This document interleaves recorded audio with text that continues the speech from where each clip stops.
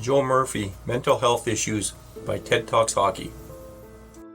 Joseph Patrick Murphy, born October 16, 1967, is a former Canadian professional ice hockey player who was the number one pick in the 1986 NHL entry draft by the Detroit Red Wings. Murphy became the first NCAA college player to be selected first overall.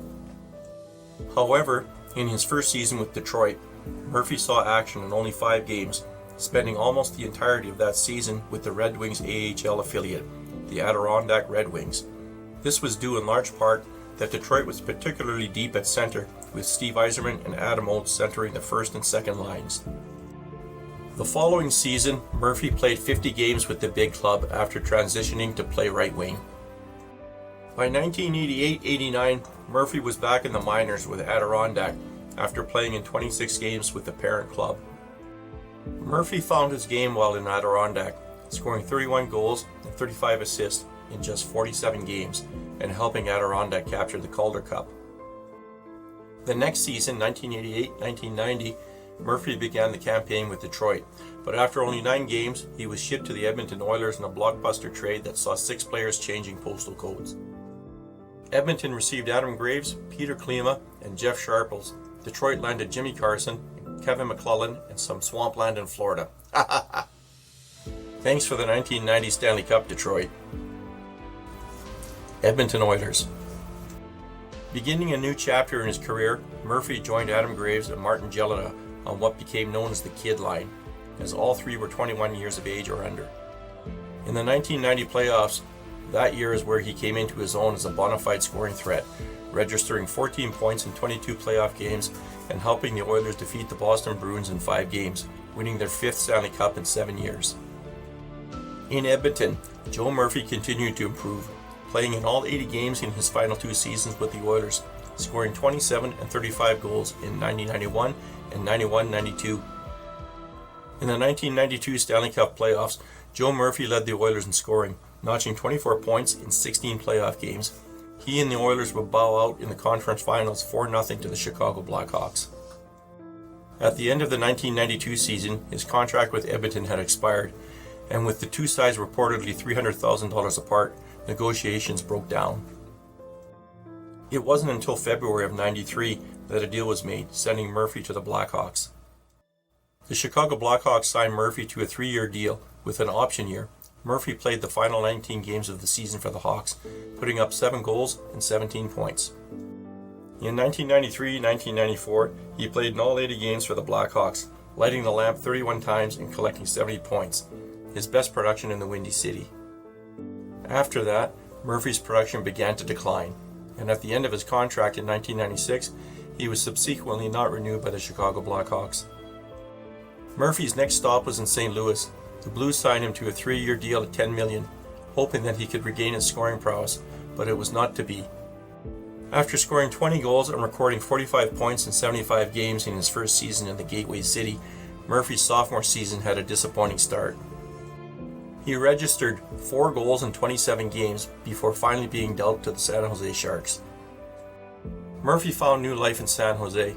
In his first full season with the team, he regained his touch and tallied 25 goals for the Sharks, but his tenure in San Jose was short-lived as he opted for free agency at season's end and was unable to find any suitors. When the 1999-2000 NHL regular season began, Joe Murphy still had not found NHL employment. In November of that season, he was offered a tryout with the New York Rangers, but instead signed with the Boston Bruins after less than a week of trying out with the Rangers.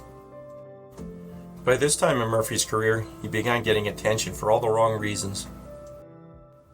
There was talk that he was difficult to work with and that he would make bizarre accusations about his sticks being tampered with while in New York and a verbally abusive tirade against Coach Pat Burns in Boston.